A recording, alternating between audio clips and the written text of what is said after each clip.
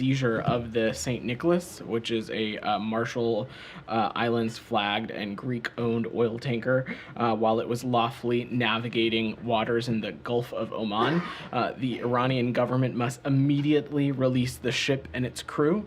This unlawful seizure of a commercial vessel is just the latest behavior by Iran, or enabled by Iran, aimed at disrupting international commerce. We believe this kind of action will simply add uncertainty for commercial shipping and for regional and global economies. Iran and Iran-abled provocative actions like this are a menace to the global economy, and it must cease.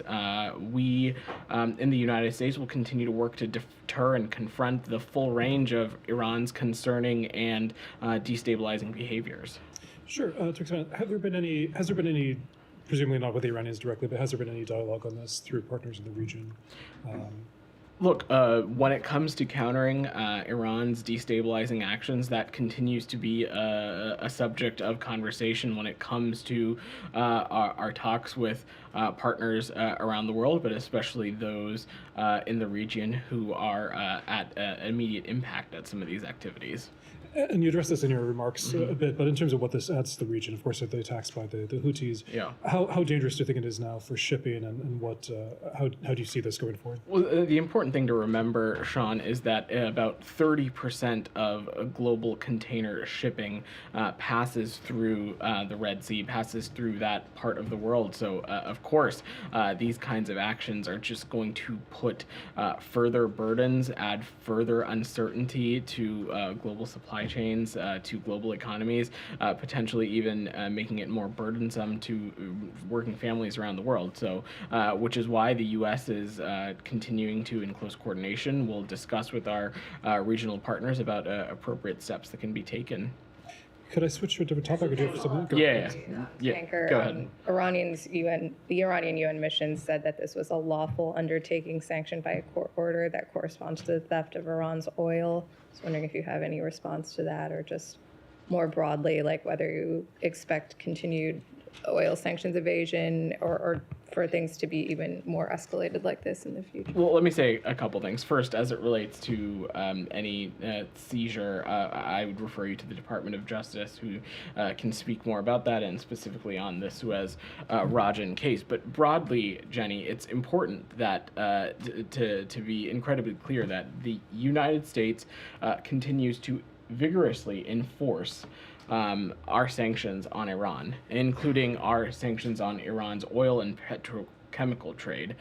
As we have been warning for some time, including in a detailed business advisory to the industry in December, that would-be buyers of Iranian oil put themselves at risk of exposure to U.S. sanctions. And we take this opportunity to remind businesses that they must be vigilant to make sure that their supply chains are not exploited by the IRGC and that other sanctioned entities to conduct illicit activity or to evade U.S. sanctions as well.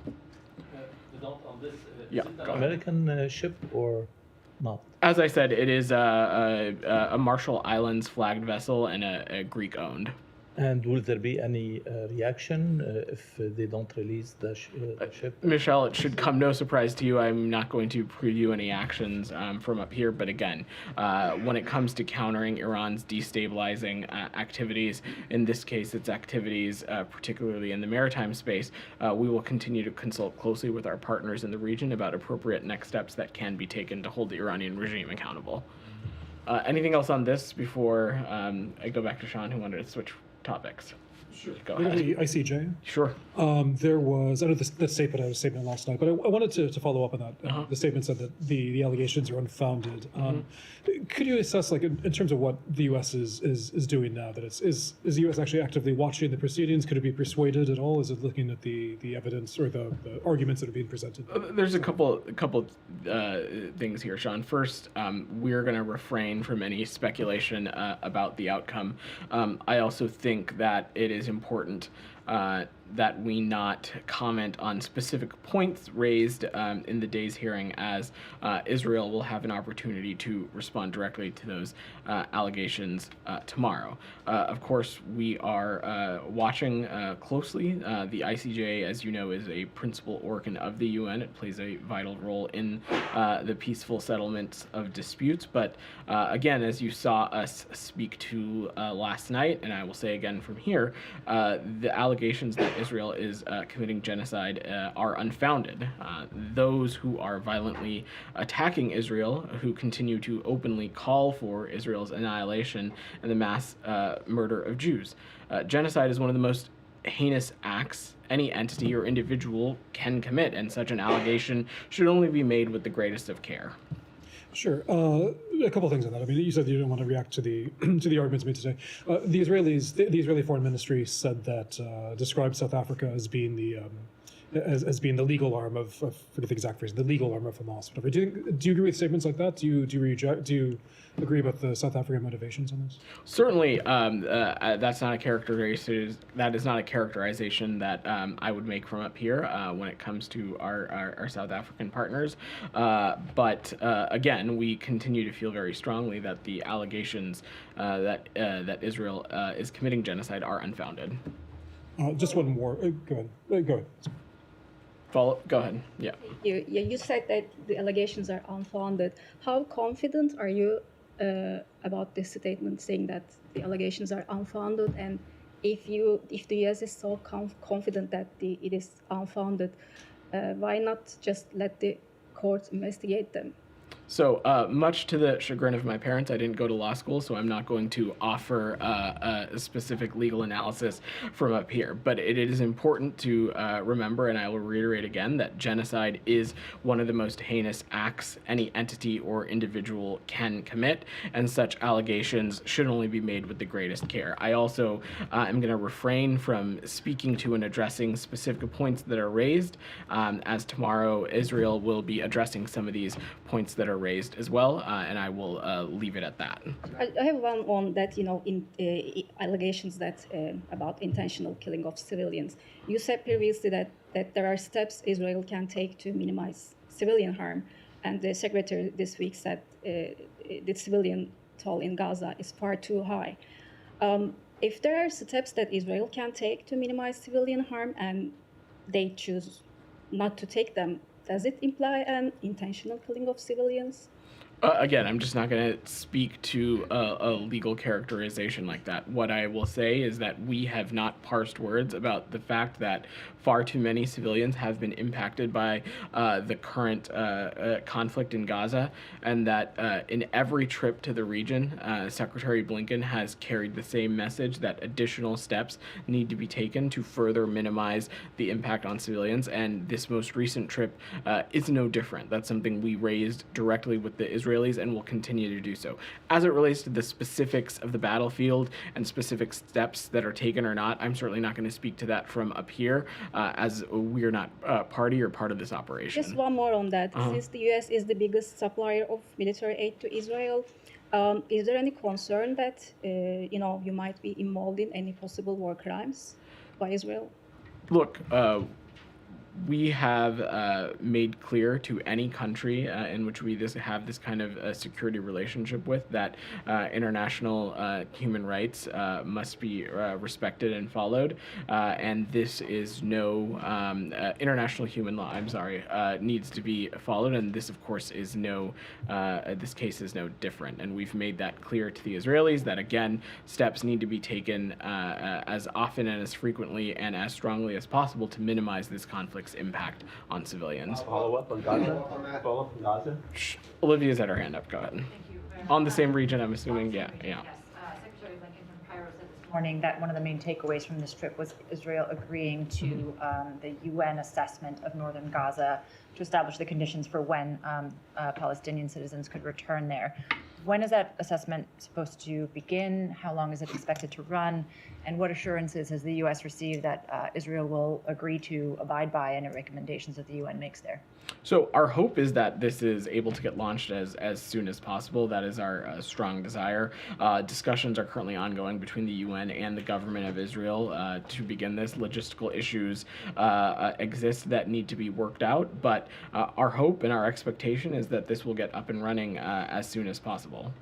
There's been some reporting that Israeli officials won't permit Palestinians to return north unless and until more hostages are released. Has that been formally communicated to the U.S. as Israel's policy, and how does the U.S. view that kind of condition if it exists? So I'm not going to speak to the specifics of internal diplomatic deliberations, but Palestinian civilians must be able to return to their homes when they choose to return. Full stop. And we've been clear that all hostages must be released immediately, and that the issue of their release should not be linked to any other issues. We've been quite clear about that. Okay, staying on the region and the UN, there's now a warning that the people of Gaza could be experiencing famine by as soon as early February. Were there any concrete commitments secured by the Secretary during this trip to significantly boost the amount of humanitarian aid, the consistency with which it gets in, the volume with which it gets in, the deconfliction zones that seems to be a persistent sticking point in aid's delivery?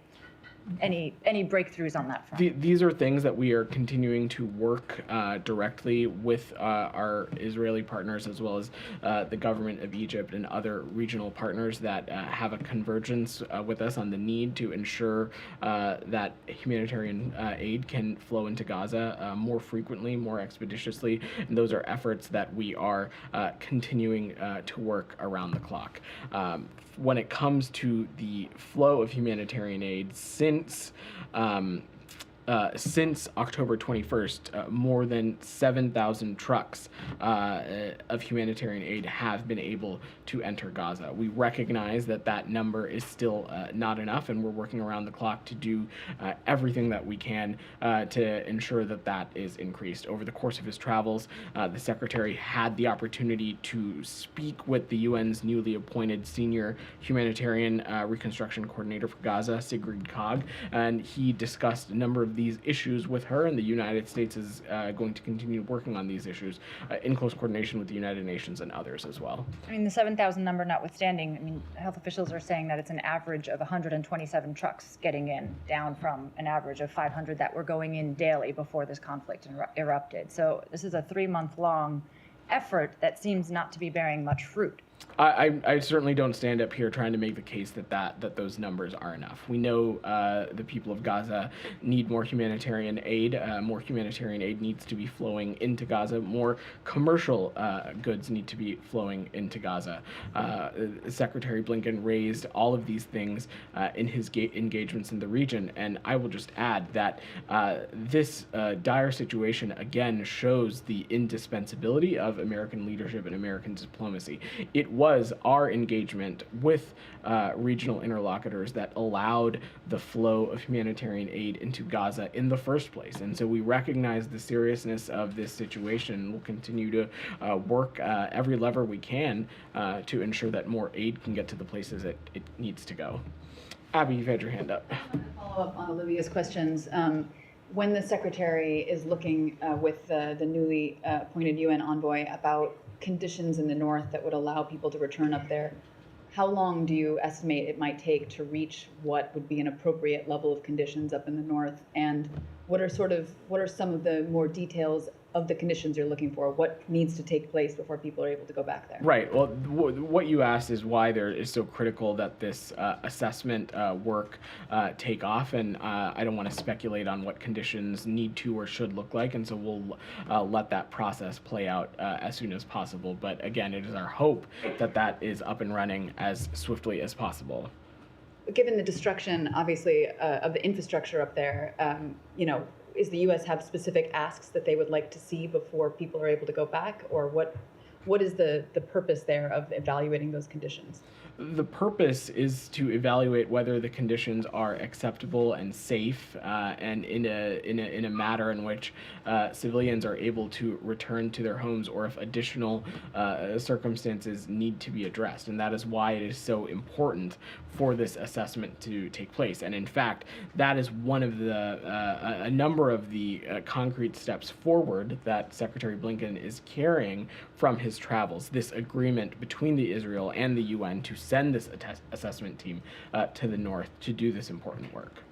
Can I ask about Satterfield's role in this? Will he be working directly with the UN coordinator, or what As be? as our special envoy for humanitarian issues in Gaza, we Special Envoy Satterfield, Ambassador Satterfield rather, have no doubt will continue to be engaged on these issues, working very closely with Coordinator COG as well as other regional interlocutors.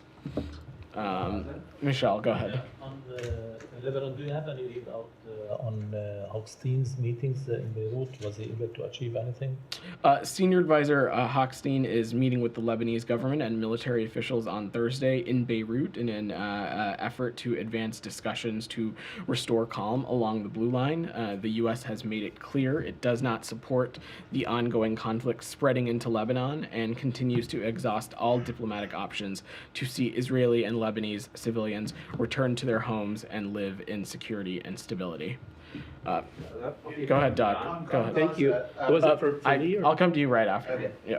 Okay. Well, thank you, Vedant. Since Associated Press and CNN questioned the legitimacy and accuracy of the Hamas-controlled health ministry Gaza death statistics, and CNN stating that they cannot independently verify the number of Gaza deaths, how can Secretary Blinken justify trusting in these unverifiable death statistics, since this Hamas-controlled health ministry never distinguishes between civilians and combatants, nor how Palestinians were killed, whether from Israeli airstrikes and artillery barrages or other means like errant Palestinian rocket fire? It describes all casualties as victims of Israeli aggression. I have follow-up. When it comes to civilian casualties, when it comes to civilian casualties, any number above 0 is one that is heartbreaking for us. And that is why at every trip and at every engagement with Israeli officials, at every engagement with regional partners, we have stressed the importance of steps being taken to minimize the impact on civilian casualties. Okay, so do you see these questions, do you see these death statistics as really unreliable or unverifiable, as CNN and Associated Press talked about? We've previously spoken to this. The health ministry has had a track record of inflating or inaccurately reporting on statistics before. But again, what I want the takeaway from here to be is that our viewpoint, the United States viewpoint, is that any number of civilian casualties, if that number exists above 0, is heartbreaking and unacceptable to us. Well, and more that, steps need to be taken to minimize the impact on civilians. Well, Go ahead. Thank you, but can I just have a follow-up? You got 2 questions. I'm briefly? going to work the room. Go ahead. On the Gaza issue, in Yeah. 2022, the US filed a brief of intervention in Ukraine's case against Russia in the ICJ. Why are the circumstances different that the US would not file such a brief or support South Africa in its action against Israel? What are the points of difference that the US has decided on to adopt these very different positions? Every conflict is different, and how and whether there is a ground to make a determination or not is based on specific facts and law. And again, in the case of genocide and this ongoing case in front of the ICJ, we believe that those claims are unfounded, and we believe that making such a claim needs to take place with such great care. The claim is not exactly genocide is happening. The claim in the brief is that the potential for genocide is in place. The bar for genocide is exceedingly high, as you know. But also remembering that President Biden in 2022 described Russia's invasion of Ukraine as genocide. So he was very quick to make a determination, which something like the ICJ still has not made on that particular case. Isn't this all a bit too early to be saying that there are no grounds for the potential to genocide? Every conflict is different, and every circumstance is different, and these kinds of determinations need to be made with a close look at the law and the facts. And these allegations that Israel is committing genocide are unfounded. That being said, we have been clear to Israel that they not only must comply with international humanitarian law in its operations against Hamas, but it needs to take all feasible steps to prevent civilian harm. Also, we have been clear with regional partners who have relationships or influence with Hamas that any step that they would be interested in taking to cease hostilities, to release hostages, to take steps away from their self-claimed goal of repeating October 7th again and again and again and again would be welcome as well. Can I follow up on that? Secretary Blinken has specifically accused China of genocide for its treatment of the Uyghurs. But Blinken didn't point to any mass killing there. According to Euromed Monitor, 4% of the entire population of the Gaza Strip is now dead or injured. In just 90 days, 65,000 tons of munitions have been dropped on the Gaza Strip, 3 times what was dropped on Hiroshima. You have evidence of industrial-style killing. The South African legal team presented 20 minutes straight of statements on the record by Israeli leadership expressing the intent to commit genocide, for example, referring to the Palestinian population as Amalek. So how can you explain this discrepancy between Secretary Blinken accusing China explicitly of genocide with no mass killing, presenting no evidence of the mass killing of Uyghurs, and then dismissing out of hand the potential that Israel could be committing genocide in the Gaza Strip, calling it unfounded? How do you explain this discrepancy? The same way that I just explained it to your colleague who asked essentially the same version of your question, which is that each conflict is different, and any kind of determination like this needs to be based on specific facts and law. And when it comes to the points that are being made in today's hearing, again, I'm not going to speak to those specifically. Israel will have an opportunity to address some of those tomorrow. But we again feel that these allegations that Israel is committing genocide are unfounded. That being said, we do not disagree that additional steps must and need to be taken to minimize the impact on civilians, and we'll continue to raise that directly with relevant partners. And given that you fast-tracked a sale of 14,000 tank shells to Israel, bypassing Congress, given Secretary Blinken's participation in war cabinet meetings... You didn't bypass. I'm just going to stop you right there because the premise of your question is a little misguided. We did not bypass Congress. As part of those, as part of that, there is appropriate congressional notification that happens, and we complied with those appropriately. Okay, more and more members of Congress are demanding oversight because they're not getting adequate oversight. But no one disputes that the U.S. is isolated in protecting Israel as it conducts this operation, as it calls it, in Gaza. No one disputes the direct U.S. role. So the question is, does Secretary Blinken, who went to Israel first, declaring he was there as a Jew, identifying with the ethno-religious character of this state, which is now standing accused of the potential to commit genocide, is Secretary Blinken concerned that ruling in favor of South Africa in this case could set the stage for his own prosecution or that of your colleagues? I'm just not going to get ahead of hypotheticals, and you probably shouldn't either. Jackson, go ahead. Thanks, Vedant. A few questions. One, is the department worried about China interfering in the Taiwanese election? Is the state communicating with Beijing about the administration's upcoming delegation to Taiwan?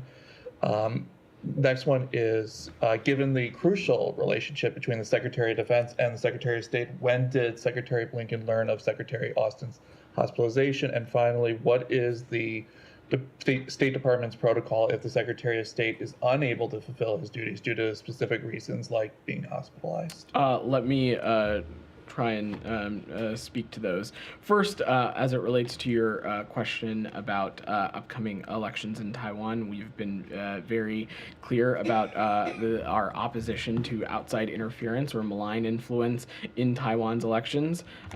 We also have deep confidence in Taiwan's democratic process and believe it is for Taiwan voters to decide their next leader, free from outside interference, and I will just leave it at that. As it relates to your questions about protocols and Secretary Austin, Secretary Blinken spoke to this in Doha, so you should make sure to catch the transcripts on travel.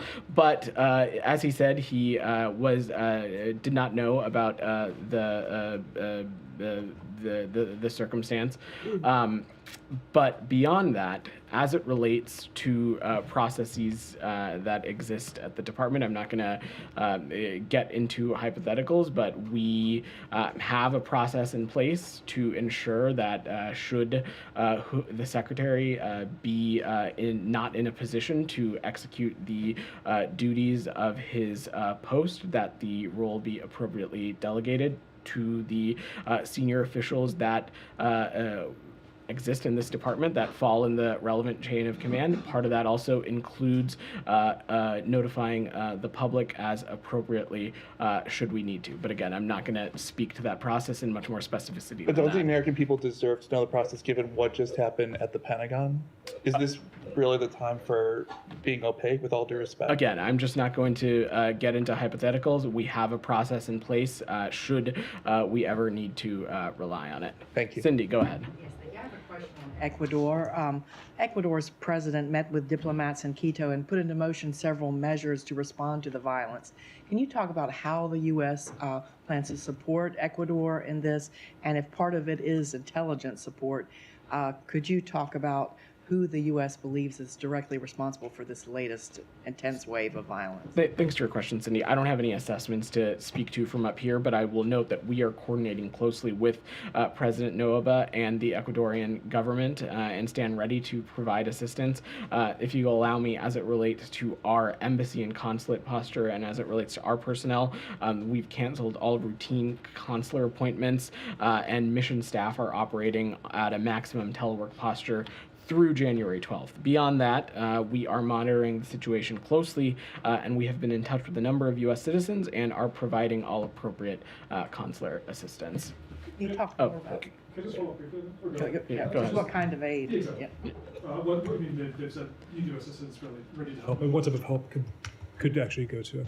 I don't want to get ahead of this process, and of course the government would need to, of course, request aid before we could provision it. But the point that I'm making is that we stand ready to provide assistance and are continuing to work closely and coordinate closely with the president and the government there as well. Go ahead. Just to head back to the Middle East, if I may, I wanted to ask how far the parameters of normalization with Saudi Arabia have shifted since October the 7th and the war in Gaza. Prince Khalid bin Bandar, the Saudi ambassador to London, gave an interview with the BBC this week where there was a very clear shift in tone and emphasis. He talked about we've been willing to accept Israel for a long time, a reality that's there that we have to live with, but we can't live with Israel without a Palestinian state. He said that nothing else matters other than a sovereign, stable, independent Palestinian state. It wasn't being talked about in these very clear terms at the time that normalization was being discussed more later last year. So I just wondered what you made of those comments and if you think this is really a change in the parameters for a deal. So the Secretary spoke, addressed a great deal of this on the road, but those are statements in a broad brushstroke sense we agree with as well. It is clear from the Secretary's travels that there is a convergence among ideas between the United States and Arab leaders that Israel should be able to live in peace and security, free from the threat of terrorism or attacks by its neighbors. It's also clear that we all agree that Gaza and the West Bank should be united under Palestinian-led governance. And the future of the region depends on further integration, not division. And this also requires the establishment of an independent Palestinian state. We've not parsed words about how key we believe that is to what we believe is longer-term peace and stability for the region. But do you think what Hamas did has effectively rewritten the Arab position in a much more clear sense? They weren't speaking with the use of that kind of language a few months ago. I just don't want to speak to any kind of evolution or anything like that. That wouldn't be for me to address. Sorry, Janie, go ahead. Thank you, Madam. Yeah. The UN Security Council resolution meeting on violation of the arms trade between the North Korea and Russia ended without a conclusion yesterday. And meanwhile, Russian ambassador to the UN reputed that the U.S. had made unreasonable claims without evidence. How would the U.S. respond to this? As a permanent member of the UN Security Council, Russia is flagrantly violating multiple UN Security Council resolutions in its attack of another UN member state. These violations that are further the suffering of the Ukrainian people. And in its recent transfer of ballistic missiles from the DPRK to Russia, the DPRK is also at blame for violation of additional violation of UN Security Council resolutions, including the UN arms embargo. So we believe that when it comes to this, that all countries have a role to play here. You know, White House confirmed this between North Korea and Russia has arms trade is they have all kind of evidence. Why they said that without the evidence, the United States is unreasonable claims. How did you refute this to Russia? Sorry, refute what exactly? This Russia said that without the evidence, U.S. doesn't have any evidence to the arms trade between U.S. and Well, Jenny, it's interesting that the Russian Federation would say that, given that earlier this week, Secretary Blinken and 49 other foreign ministers and the EU High Representative issued a joint statement condemning the DPRK's transfer of ballistic missiles to Russia for use against Ukraine. So there is a high level of confidence between, I will say, from the United States as well as these other partners who share our concern and condemnation of the transfer of this type of ballistic missile. Quick follow-up, China is tolerating this. Do you think China is also responsible for this? We've long said that countries that have a relationship with the DPRK, or including even Russia in that matter, have a responsibility to help curtail this kind of provocative, harmful activity. Geeta, go ahead. Thank you, Vedant. I have two questions about Iran. I believe one has been addressed, the one about the seizure of the oil tanker by Iran. Yeah. All right, the second one is travel advisory for Iran has been updated, was updated today, I understand, and it seems like the risk of terrorism has been added to it. Does it have anything to do with the recent bombing in Iran on the anniversary of the Soleimani death, and anything else that you can tell us about? So I would not necessarily link it to any one specific event. Our travel advisories look at the totality of the circumstances on the ground as it relates to a particular country, and we look at various threat levels and trends that may contribute to how we designate them on our travel advisory list. But yes, today the department did update our travel advisory for Iran to add the T indicator for risk of terrorism. We also updated additional information regarding risks associated with surrogacy tourism in Iran as well. So there are a number of factors that we look at when updating these travel advisories, not just specifically about one singular event. Alex, go ahead. A couple of questions on Russia and tomorrow on South Caucasus. The media reports citing U.S. foreign trade records in the claiming that U.S. has purchased Russian oil despite import ban. Is there any validity to those reports, and what would your reaction be?